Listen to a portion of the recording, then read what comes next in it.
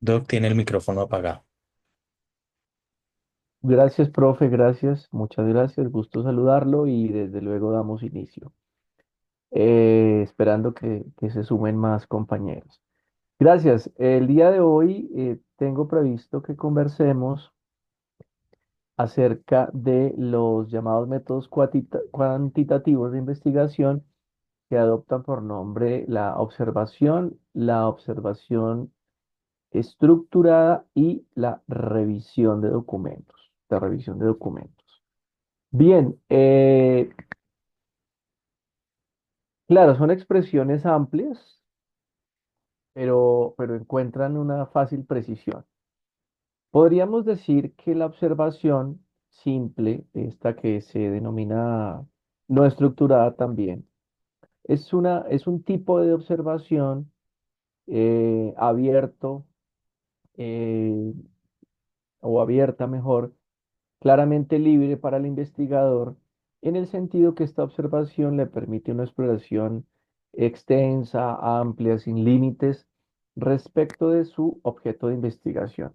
Podríamos decir que inicialmente esta observación es una observación que le permite al investigador en su etapa preliminar, cosa de la que ya hemos hablado, em, explorar los diferentes temas que le pueden interesar dentro de la exploración de los temas, seleccionar o preseleccionar inicialmente los temas seguramente de mayor interés, mayor preferencia o de mayor pertinencia o actualidad, para luego entrar a seleccionar aquel tema del que va a derivar su problema de investigación. Es una tarea constante, desde luego, el concepto de la observación general. Pero cuando el investigador, utilizando este método cuantitativo, se encuentra en el ejercicio de su trabajo de investigación, eh, ya habiendo desde luego definido su problema de investigación, y el desarrollo, su contenido de la investigación misma, esta observación se dedica mejor a hacer una revisión de una serie de fenómenos, de episodios o de datos en general que le puedan resultar ciertamente útiles. Miren ustedes que esta observación, así explicada de manera general o como se ha dicho, no estructurada, no termina siendo una camisa de fuerza para el investigador respecto de la información que pueda llegarle a servir. Por ejemplo, por ejemplo, si nuestra investigación tiene que ver con la violencia intrafamiliar en un ámbito regional o geográfico determinado. Y pensemos, por ejemplo, si me ocurre algo que tuve cerca, que fue el caso de la violencia intrafamiliar en el municipio de Soacha. Esa observación permitiría al investigador, esa observación no estructurada, a poder dar una mirada muy general de todas las prácticas sociales que se llevan a cabo en el municipio de Soacha y que podrían implicar situaciones de violencia intrafamiliar.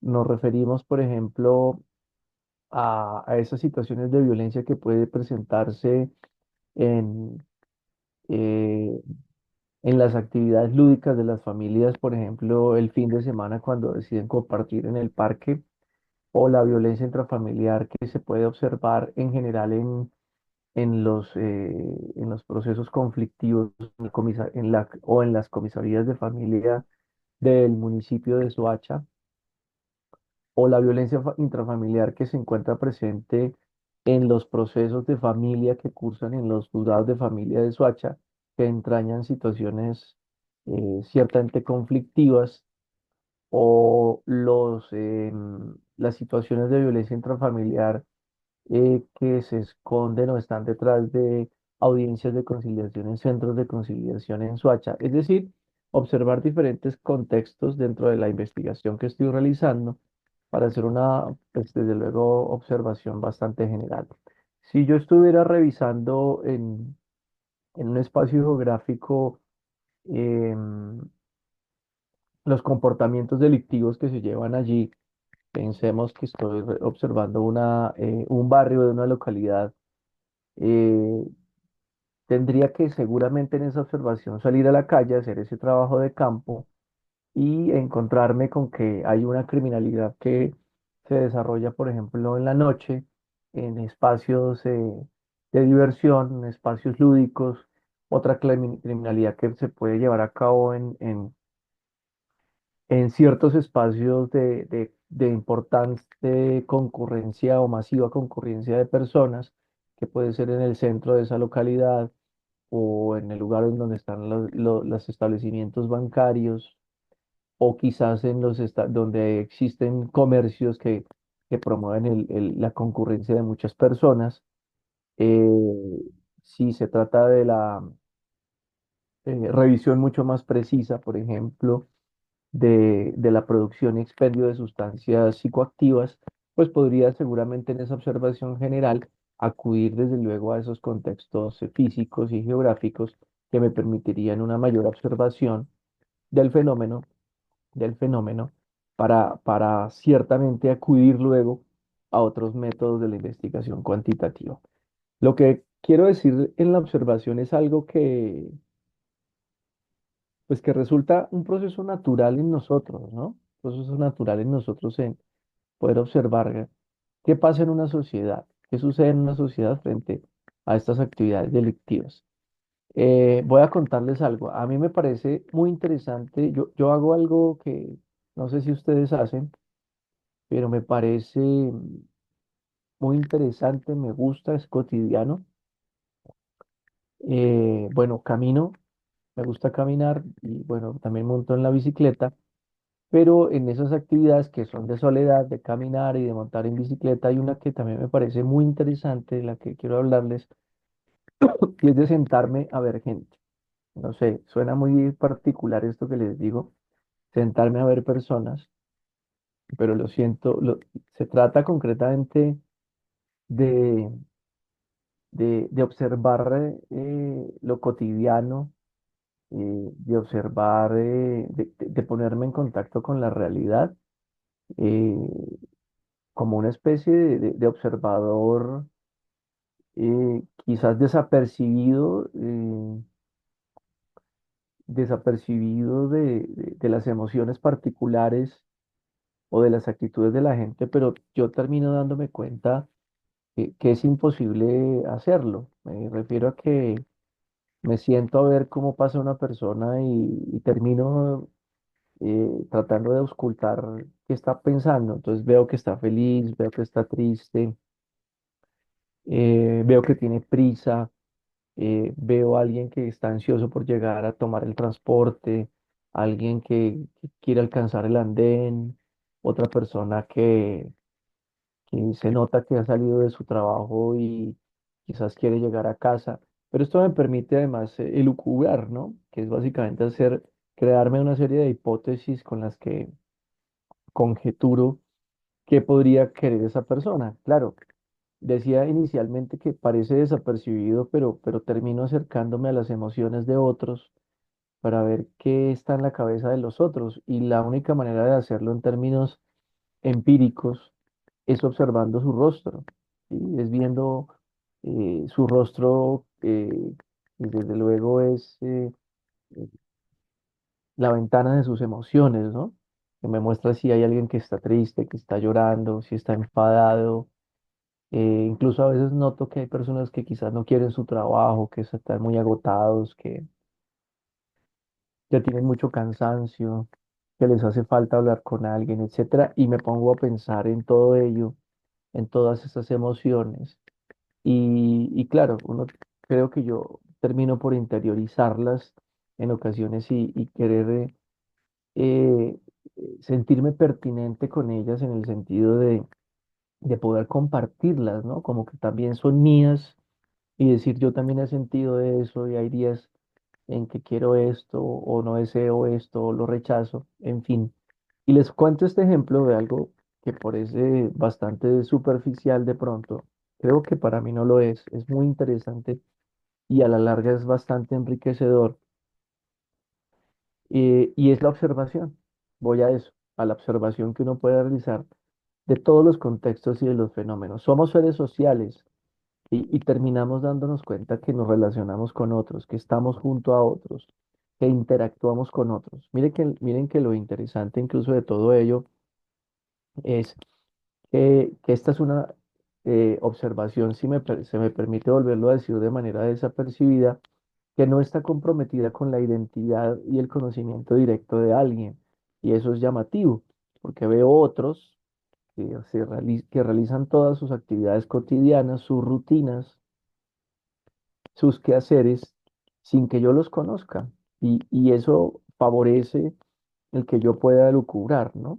El que yo pueda especular con lo que pasa en sus vidas y lo que podrá pasar con ellos y pasaría conmigo.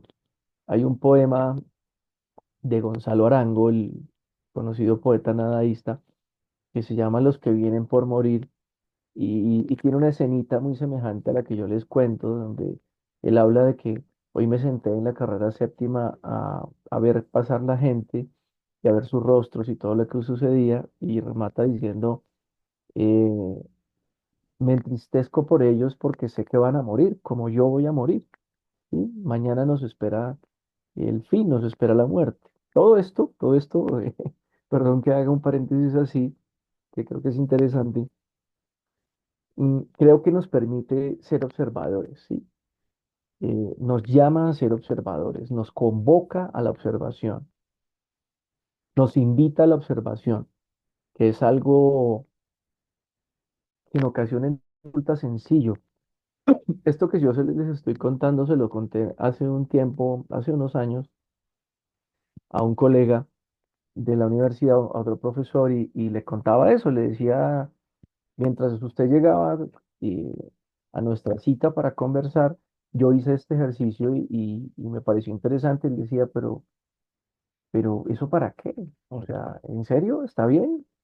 Le decía, no, esto es cotidiano, está bien, me gusta, es chévere, no, no me molesta en ocasiones esperar a las personas cuando desde luego tengo tiempo, porque puedo dedicarme precisamente a este papel y a esta actividad que es ciertamente de observación. En este y en muchísimos lugares, ¿no? En muchísimos lugares, puede ser en el paradero de bus, en el aeropuerto, en la calle, en la playa, en el centro comercial, en el parque, bueno, todos estos lugares que resultan públicos y que nos suministran esas posibilidades de observación. Pero yo en la conversación con el colega acababa por convencerlo de la necesidad de observar, de la necesidad de comprender a otros, ¿sí? De la necesidad de sentirnos humanos y observar a los otros humanos, ¿sí? Y no creer que mi único círculo de interacción y de participación tiene que ser el de mis grupos sociales preestablecidos, como la familia, como la universidad, como la oficina, porque seguramente interactuamos con otros y nos hace humanos comprender lo que le sucede a los otros, ¿sí? Y de hecho, en estas clases de interactuaciones o de actuaciones mejor con otros en lugares públicos, uno acaba por defraudarse al ver personas que no les interesa el otro, ¿sí?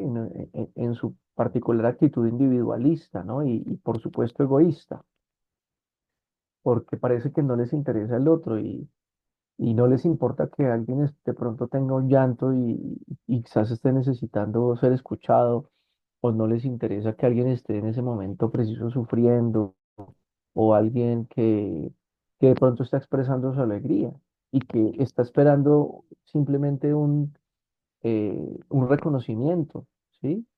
No un espejo necesariamente, pero sí una especie de interlocutor que puede serlo a través de un gesto o a través de una palabra o quizás a través de una conversación. De ahí que yo tengo que decir que particularmente aplaudo a las personas que logran relacionarse fácil con otras a través de la charla, ¿no? No tienen problema en estar al lado de alguien y ya, y preguntarle el nombre y conversar y hablar de la vida y casi que contar mil cosas de la vida en un solo momento, porque eso hacen los observadores, ¿sí?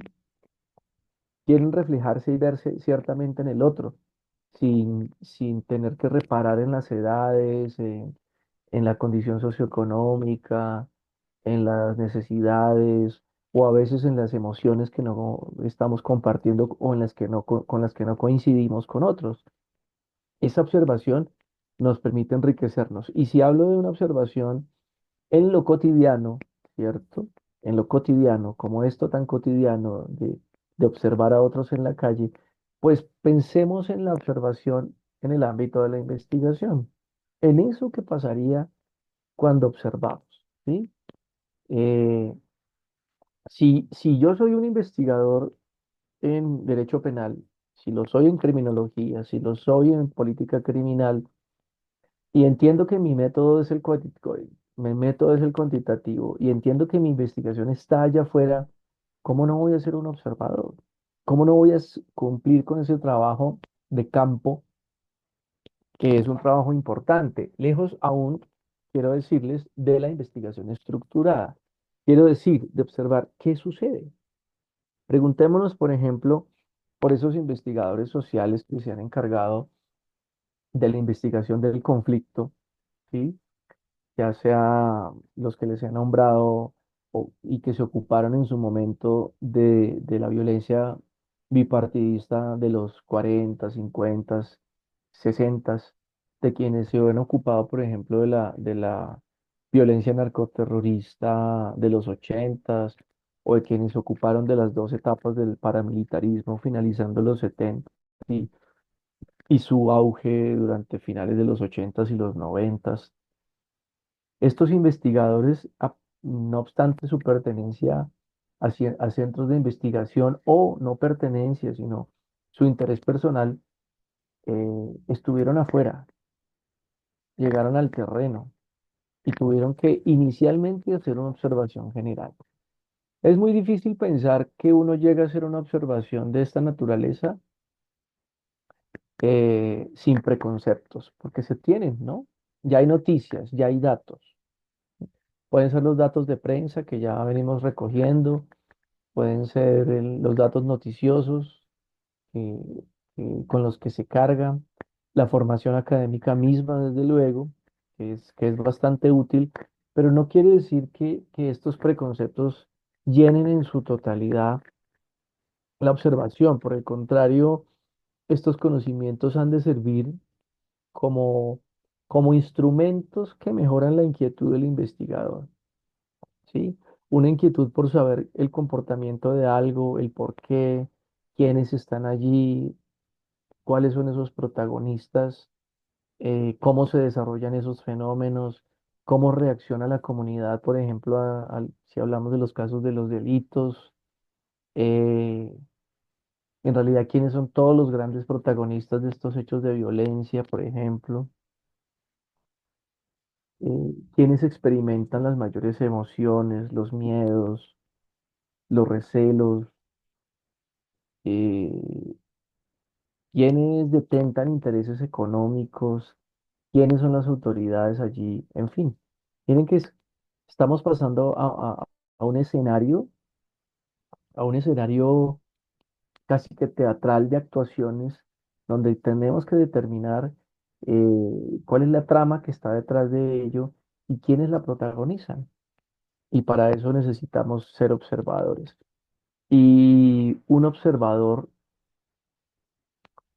no podría de ser alguien que trata en lo posible de llegar como una hoja en blanco. Vuelvo a decirlo, no obstante la importancia de los preconceptos que llevamos consigo. Pero digo una hoja en blanco en el sentido de estar dispuestos a, a explorar la información, a ver esa información, como cuando nos introducimos en el bosque o en la selva ignota, desconocida, y tratamos de encontrar una ventana de conocimiento. Y claro, nos sentimos seguramente abrumados por la cantidad de datos y de información y de personas y de rostros que aparecen allí. pero que nos resultan útil en esa generalidad de toda la información, ¿sí? Eh, yo siento que finalmente, o mejor, finalmente no, siento que a priori mejor, perdón, que de manera inicial, este es el método cuantitativo eh, por excelencia, que se constituye en una especie de antesala, si se quiere, o en el vestíbulo para arribar a los métodos de investigación cuantitativa. Y necesitamos que todo esto suceda para poder abrir la mente y encontrar una serie de historias, y encontrar una serie de datos, y encontrar en otras ocasiones números, encontrar relatos, ¿sí? Buscar una observación de esta naturaleza que nos permita hacerlo. Claro, ¿qué sucede con esto? Sucede que esta es una observación, como les decía, llamada no estructurada, que deja en entera libertad al investigador y lo pone en una libertad de pensamiento tan interesante que el investigador termina dándose cuenta que puede consultar muchas, o que esto que le pasa consulta muchas de sus inquietudes, eh, pero también consulta muchas de sus emociones y de sus preferencias. Entonces hay una especie de carácter intimista en esa observación y eso la hace importante. Alguien pensaría, esto no tiene sentido porque finalmente a la postre es muy subjetivo y no se objetiviza de alguna forma. No, claro que se objetiviza, claro que sí. Y es precisamente de lo que quiero hablarles. La manera de objetivizarlo es escribiendo, es escribiendo. ¿Y cómo? Como la gente desee.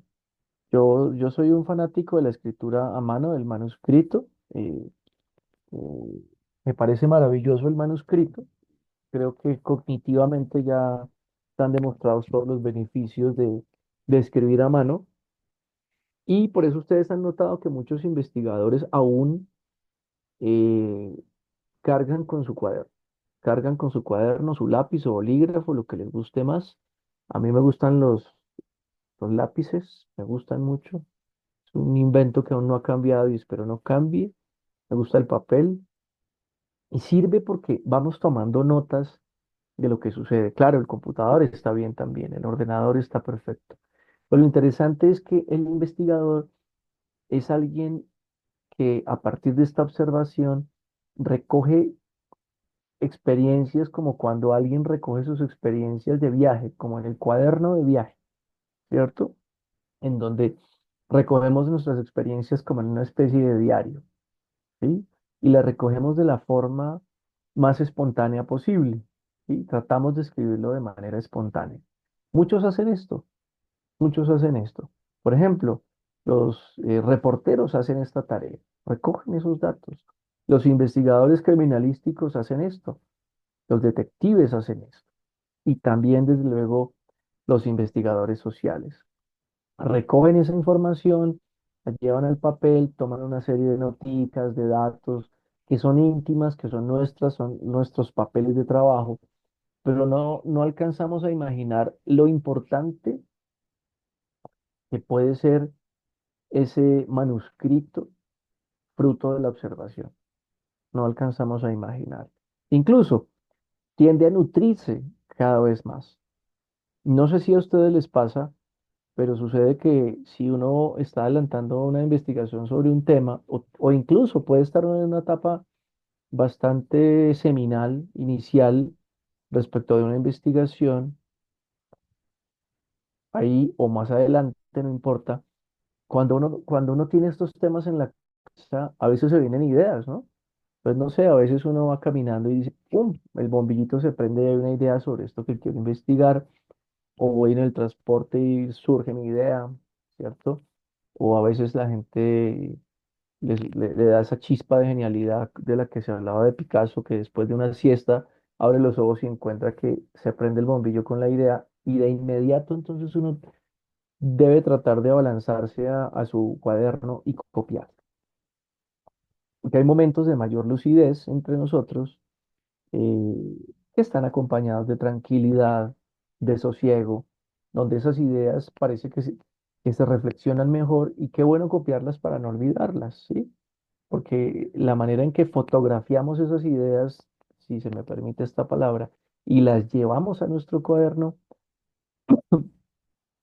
permiten la fidelidad de de la idea en términos de originalidad de cómo me salió y en ocasiones de poderla reflexionar y tomar y desarrollarla o generar una incógnita, etcétera.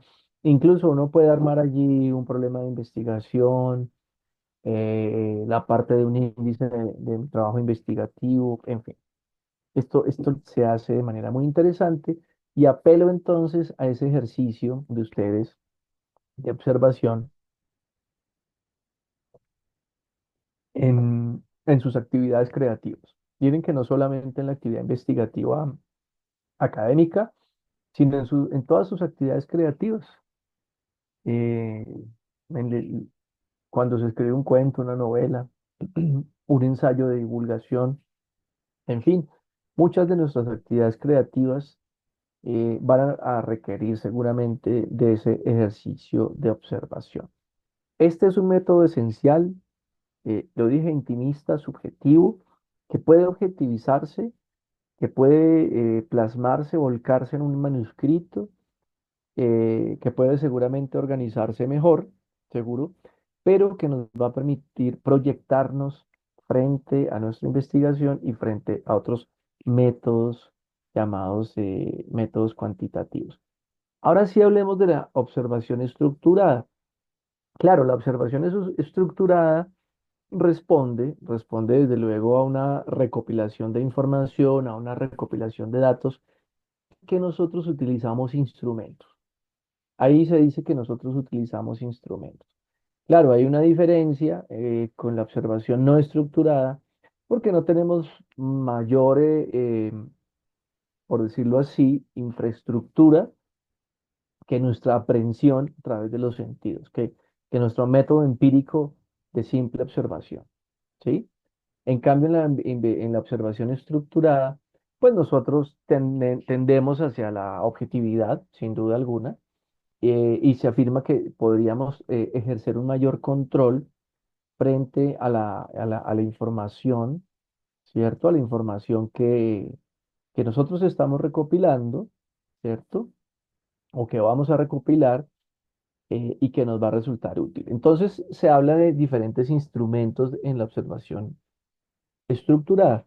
Entonces, se habla de lo que se conoce como el registro anecdótico, que realmente no es algo distinto, básicamente, a documentar, ¿cierto? Hacer objetiva una historia, un episodio, un evento concreto, ¿cierto? Un evento bastante concreto. Eh, Veíamos anteriormente que Alfredo Molano, el famoso investigador social colombiano, registró muchísimos episodios y eventos de la violencia, y les hablaba yo de la violencia bipartidista, y en su libro Trochas y Fusiles registra precisamente relatos, como decíamos, relatos de los protagonistas frente a episodios de vida y en ocasiones a episodios bastante concretos, ¿sí? Muy concretos. Por ejemplo, un episodio doloroso de la violencia bipartidista por allá para principios de los años 50 fue la conocida masacre de Ceilán, muy entre los departamentos de- del Valle del Cauca y Quindío, en donde los pájaros conservadores eh, cercaron el poblado de Ceilán, que no era un municipio y creo que aún no es un municipio, lo cercaron y prendieron fuego a las casas, obligaron a que las personas salieran, que eran miembros del Partido Liberal, eh, asesinaron a los hombres, violaron a muchas mujeres. Bueno, fue una sangría dolorosísima. Este es un episodio que un investigador social quiso extraer por ser un episodio de triste recordación, pero un episodio icónico dentro de la lamentable violencia provocada por el sectarismo político. Y lo que se hizo precisamente en términos de observación estructurada fue tratar de documentar esta historia de la mejor forma. Y la manera de documentarlo que puede ser variada. Desde luego, cuando hablamos de registro anecdótico, hablamos de que se identifica la historia o el episodio, el evento, ¿cierto?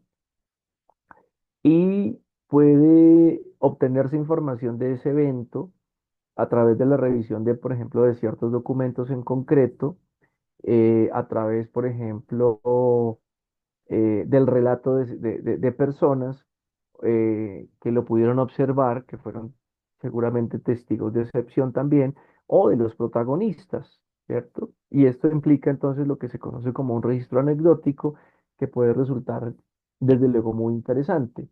Si hago investigaciones relacionadas con actividades delictivas y algunas de estas actividades delictivas que se han venido documentando me permiten indicar que si identifico esta actividad delictiva, pues hace parte de un registro anecdótico que quiero llevar para ilustrar, por ejemplo, mi investigación sobre delitos o sobre situaciones de violencia en un lugar determinado. Esto se hace entonces en la observación estructurada. Noten que aquí en el llamado registro anecdótico, de manera estructurada, elegimos un evento o un episodio y extraemos desde luego toda su historia o lo mejor que pueda ofrecernos esta historia para la investigación. Otro instrumento de observación estructurada son las llamadas rúbricas. La palabra rúbrica implica básicamente una estructura de recopilación de información o una estructura documental de recopilación de información que cuenta como tal eh, o mejor, se explica como una especie de matriz en donde aparecen entonces unos datos o unos ítems importantes que me sirven como criterios que claramente yo he definido previamente, que previamente he construido para generar una evaluación de la realidad, ¿sí? Las rúbricas evalúan la realidad.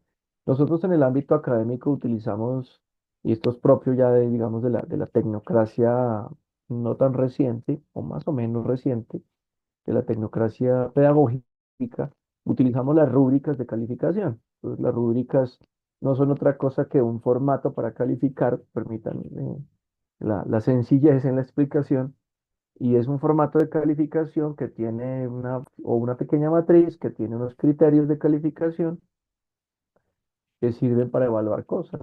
Entonces, si yo, por ejemplo, hoy estábamos evaluando a los estudiantes del consultorio jurídico, entonces la rúbrica ya tiene unos criterios, como cuáles, como que el estudiante lleva ordenadamente su carpeta del caso, o si el estudiante cumple con la elaboración de los documentos administrativos del consultorio, si el estudiante va a asesorías con su asesor, si atiende las recomendaciones de su monitor asistente, si el estudiante elaboró los documentos judiciales pertinentes, si acudió a las audiencias. Entonces, son criterios preelaborados, objetivos, porque no hay un margen de subjetividad. Eso en buena medida en la pedagogía asegura la imparcialidad y la objetividad. Y esto mismo puede suceder en la investigación cuantitativa a través de las rúbricas, porque, por ejemplo, mm, si yo estoy haciendo una investigación que me compromete ideológicamente, ¿sí? Bueno, que a cualquiera podría comprometer ideológicamente en razón a que, pues, somos seres humanos y tenemos opiniones y opciones. Y, por ejemplo, estoy investigando el delito sexual en una comunidad y a mí y me afecta particularmente el delito sexual o a un investigador le afecta, a una investigadora le afecta el delito sexual por diferentes razones, puede sentirse eh, ciertamente golpeado por la obtención de cierta información. Pero la rúbrica, si se construye de forma objetiva, evita precisamente que haya datos que generen algún tipo de compromiso personal, que pongan en riesgo mi imparcialidad, ¿cierto? O afecten desde luego el interés de mi investigación. Entonces, digamos, ese rubro positivo que puede ofrecer una rúbrica estaría ciertamente dado porque los criterios, pues los construimos nosotros, ¿cierto? Creamos una matriz que puede, valga decir lo que lo diga en términos formales, puede ser en una hojita Excel, en una tabla en Word, como me guste a mí, eh, decido llenarla y puedo preestablecer esos criterios de evaluación como conceptos que quiero obtener, de manera libre, obviamente, pero lo más objetiva posible, pero sobre todo lo más suficiente en términos de que me sean útiles para la investigación, de que me sean útiles para la investigación. No son en el estricto sentido encuestas, valga que lo digamos, sino son criterios que yo voy a observar en términos de una observación, eh, en donde me pongo en el lugar de observador, y recopilo la información. Nótese que aquí no hay un interlocutor al que le estamos haciendo preguntas, ni especializado ni anónimo. Simplemente estoy haciéndole preguntas al dato de la realidad que allí se encuentra, lo que está allí afuera. De manera que entonces esa rúbrica me va a poder resultar muy, muy útil, ¿cierto? También se habla de un instrumento, un tercer instrumento, en la observación estructurada, que se conoce como las listas de cotejo o de confrontación.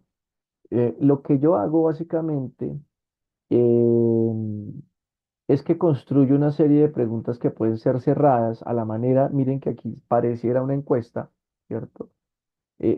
Hago una especie de cuestionario con una serie de preguntas que son muy cerradas, y muy limitadas en número, que me sirve para contrastar o para cotejar la información que puedo obtener en el registro anecdótico o en la rúbrica, ¿sí? Preguntas muy concretas, y es si ese hecho de criminalidad repetitivo, si los protagonistas son de determinado rango de edad, si son visibles las víctimas, ¿sí? Preguntas bastante cerradas que me pueden llenar espacios que me hicieron falta, por ejemplo, en las rúbricas, o que de pronto no estaban claros en el registro anecdótico, y ayudan a mejorar entonces esa interesante, observación, desde luego que notemos es bastante estructurada y que incluso redundan desde luego en la objetividad, ¿sí? Van a redundar en la objetividad para no dejar espacios, subjetivos, como hemos dicho, que puedan de alguna manera, comprometer, la imparcialidad, ¿cierto? O la independencia en la investigación. Esto pues resulta de la mayor importancia. Entonces tenemos hasta el momento la observación general, íntima, subjetiva, exploratoria, creativa, muy, muy, muy interesante, y una observación estructurada que se vale de los instrumentos que le van a servir para, o que van a ser útiles para, un mayor manejo y cuidado de la información. Dijimos que los instrumentos son el registro anecdótico, que alude a historias o eventos o episodios específicos, a las rúbricas de información, ¿cierto? Que establecen criterios preestablecidos, determinados para la obtención de información, y las listas de, cotejo o de chequeo o de confrontación, que me sirven para hacer una especie de checklist frente a puntos que espero haber agotado, ¿no? Que espero yo haber agotado y que espero que hayan completado esa particular observación. Nos queda entonces otro método que es bien interesante, y es el que se conoce como el de la revisión de los documentos. Esto pues desde luego es general, y yo tendría que decir que pues sin duda pues es un instrumento de investigación cuantitativa, pero también de investigación cualitativa, ¿sí? Tendría que decir también que lo es. Eh, la revisión de documentos implica, el trabajo con una serie eh, de documentación que yo he podido recopilar eh, luego de una observación general de una indagación importante. Pero lo que quiero mostrarles es que esta revisión de documentos no es la misma revisión de la literatura sobre la materia que estoy investigando. O sea, no estoy hablando de una revisión de documentos como acudir a los libros y entonces buscarme el libro, el capítulo del libro, el artículo o esa sentencia. No, no, no, no. No hablamos de una revisión de documentos que nos hablaría de las fuentes que, por ejemplo, utilizamos nosotros los abogados, sino hablamos de diferentes clases de documentos que recopilan una serie de datos, ¿cierto? Y que me resultan de la mayor importancia y que tienen diferentes fuentes, ¿no? No estamos hablando de documentos formales fruto de la investigación de otros, no, no, no, sino básicamente de otra serie de documentos que me pueden resultar muy, muy interesantes y mejorar mi investigación. Se habla de tres clases de documentos que nosotros utilizamos. Tenemos los registros públicos, usamos también los documentos, bueno, la evidencia física y los documentos personales, ¿cierto? Esto es muy interesante porque mm, cuando yo hablo de registros públicos, caramba, puedo estar encontrando una serie de documentos interesantísimos. Puedo estar encontrando, por ejemplo, si hablo de registros públicos, notas de prensa, investigaciones de prensa. Por ejemplo, yo quiero, mi investigación tiene un carácter histórico y necesito ver notas de prensa que no voy a encontrar fácilmente y pues me voy a la biblioteca y, por ejemplo, voy a la hemeroteca de la Biblioteca Luis Ángel Arango y quiero ver el comportamiento de la política criminal en la década de los 50 eh, y, y me interesa ver cómo se registraba esa especie de política criminal a partir, por ejemplo, de las crónicas judiciales. Es decir, cómo se registraba el delito en los escritos de los cronistas judiciales, de los periodistas judiciales, para la época y cómo observaban ellos la criminalidad, más allá incluso del evento mismo, sino cómo la observar. Y va a ser una tarea muy interesante porque voy a tener que ir y encontrar esos documentos que antes se microfilmaban y que hoy muchos de ellos están escaneados, están digitalizados. Y esto implica una revisión juiciosa, ardua, muy ardua de documentos, muy, muy, muy ardua de documentos, que no va a resultarme sencillo. Eh, Quiero observar dentro de esa misma investigación cuáles eran las actividades de política pública que realizaba en ese entonces, por ejemplo, el Ministerio de Justicia o las oficinas gubernamentales. Pues voy a tener que ir al Archivo Nacional y buscar cuáles eran, buscar esos documentos de las entidades públicas para observar qué se decía, qué pasaba al respecto. Quiero ver qué se reflejaba en los informes de policía, de la policía de la época respecto de actividades delictivas. Y si encuentro esto, pues va a ser muy interesante para ver cómo se registraban las actividades delictivas a partir de informes de policía que tenían vocación judicial o que iban a utilizarse luego en los procesos judiciales. Y los registros públicos entonces van a resultarme de la mayor importancia, ¿no? Me van a reportar eh, mucha, mucha importancia para la investigación. Algo que ha sido muy útil en las investigaciones sobre conflicto son precisamente los expedientes judiciales, que también hacen parte de los registros públicos. Como saben ustedes, pues los expedientes judiciales entran a engrosar el Archivo Nacional y hay un deber por conservar esos expedientes judiciales que con el paso del tiempo, como sucede con la historia, pues adquieren muchísimo más relevancia. Y vamos a encontrar una serie de prácticas, de narrativas, de críticas, de manera de observar.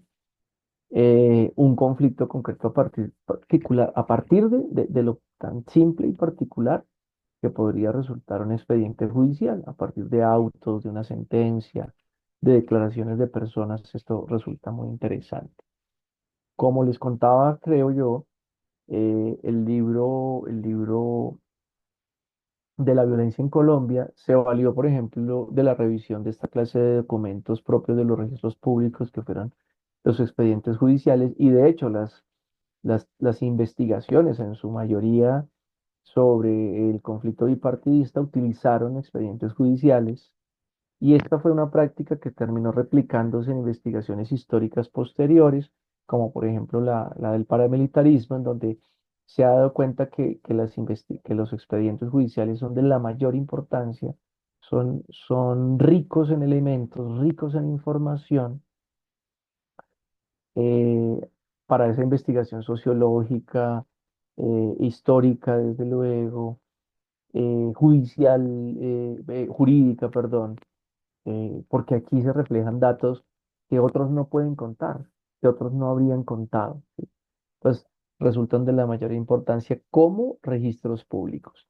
Claro, pues hay que ser honestos, este es un país en donde lamentablemente la memoria no interesa mucho, no ha habido una política seria frente a la memoria, y esto ha afectado precisamente los registros públicos de forma histórica. Nuestros archivos están incompletos, desordenados, nos han faltado políticas públicas relacionadas con ello. Esto lo denuncian muchos investigadores, lo han denunciado investigadores que encuentran que hay muchos silencios y muchos desórdenes en los registros públicos que afectan claramente las investigaciones, cosa que no sucede en otros países, y por eso cuando se habla, por ejemplo, de la desclasificación de documentos en países como en los Estados Unidos, pues el mundo académico brinca de la dicha por saber que hay documentos a los que ya puede acceder y que se encuentran ordenados y que son fidedignos, ¿no? Y que son bastante interesantes. Por ejemplo, sé que quienes han investigado aquí, por ejemplo, el gobierno de Gustavo Rojas Pinilla, se lamentan porque no hay interesantes registros públicos de la década de los 50 durante su gobierno, que fue entre el 53 y el 58, 57. Se lamentan. Entonces, por ejemplo, Alberto Donadío y, y Silvia Galvis, eh, que construyeron hace muchos años un extraordinario libro sobre Gustavo Rojas Pinilla, diría que el mejor frente a la investigación, frente a su gobierno, gozaron precisamente de la desclasificación de archivos de los Estados Unidos durante esa parte de la década de los 50, y le resultó útil en su investigación, cosa que no lograron precisamente con los archivos nacionales, ¿no? Es algo, pues, ciertamente lamentable, muy lamentable. Otros documentos que sirven dentro de esa revisión documental son, desde luego, los denominados como evidencia física.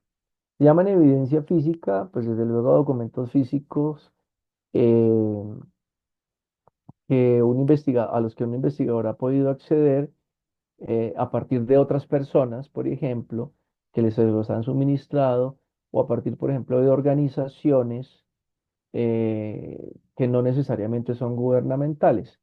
Por ejemplo, hay personas que tienen archivos muy interesantes, que conservan archivos, ¿cierto? Que guardan recortes, que conservan revistas, que tienen apuntes, y que los suministran a los investigadores. Entonces esto puede resultar de la mayor importancia, ¿sí? Ya sea de personas que hayan hecho parte de la vida pública y que cuentan dentro de sus bibliotecas con muy interesantes documentos más allá de sus textos, de sus textos académicos, y cuentan, como les digo, con interesantes apuntes, con, por ejemplo, manuscritos que les han servido para escribir algunos de sus textos, o manuscritos que se quedaron allí sin ser llevados a la luz. Por ejemplo, importantes periodistas o investigadores periodísticos que aún conservan documentos y que a los investigadores pues les resultaban bastante útiles, ¿no? Esas son evidencias físicas variadas, disímiles, que pueden resultar desde luego de la mayor importancia y que desde luego son ajenas a los registros públicos porque pertenecen desde luego a los archivos privados de aquellas personas. Y también se habla de los llamados documentos personales.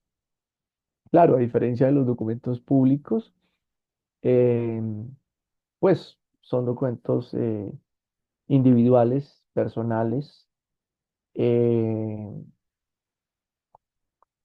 que, que pueden hacer parte de la vida cotidiana de alguien, ¿no?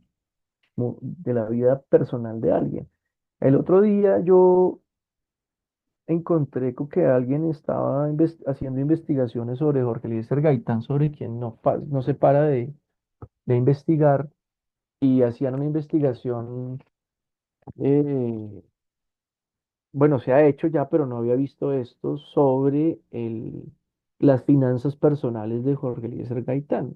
Me pareció interesantísimo, yo no lo sabía. Em, Hay un libro que se llama,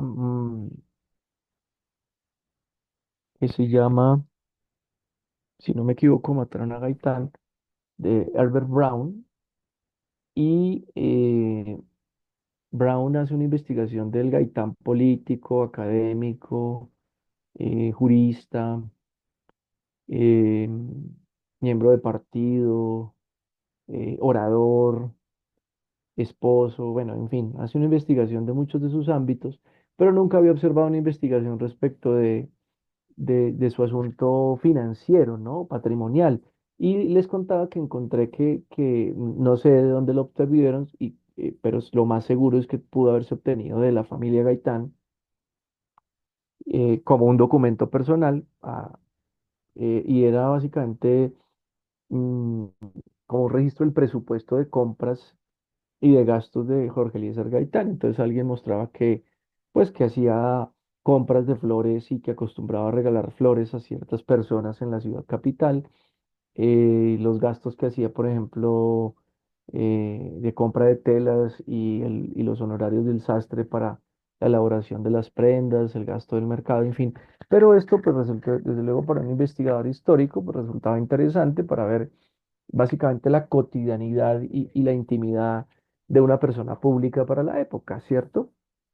Pues resultaría muy interesante. En historia, pues hay un sector de la historia que le interesa lo íntimo de la sociedad, de las personas o de ciertos personajes, y se vale desde luego de esta suerte de documentos que son documentos personales, pero que también pueden resultar útiles para otro tipo de investigaciones, ¿no? O sea, alguien puede estar interesado criminológicamente en el perfil de, de, de alguien que se ha dedicado a una actividad criminal o delictiva, y esta serie de información personal puede resultarle muy útil, ¿no?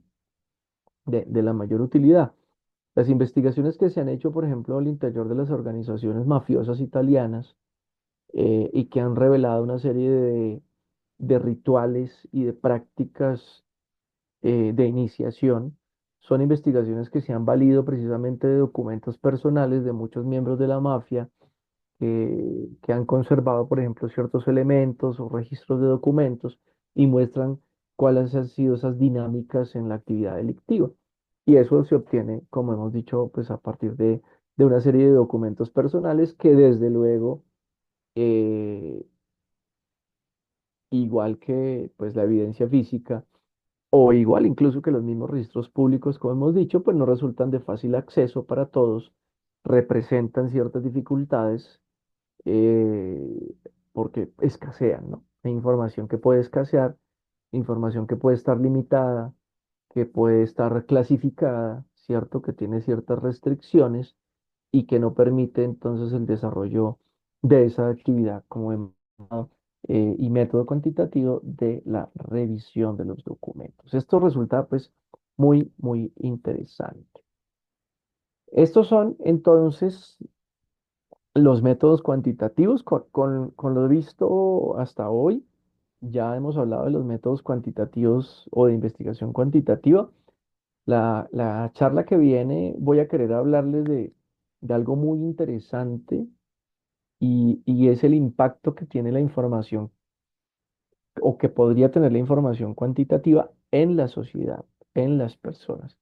Entonces voy a exponerles un concepto que espero que resulte interesante, que es el de la heurística de la disponibilidad y de cómo reaccionan las personas eh, a la información de probabilidad que puede existir frente a las actividades delictivas. Es algo que quiero tocar y que espero que pues resulte muy interesante y es ya hablar de los datos cuantitativos, pero su reflejo en términos sociales, ¿no?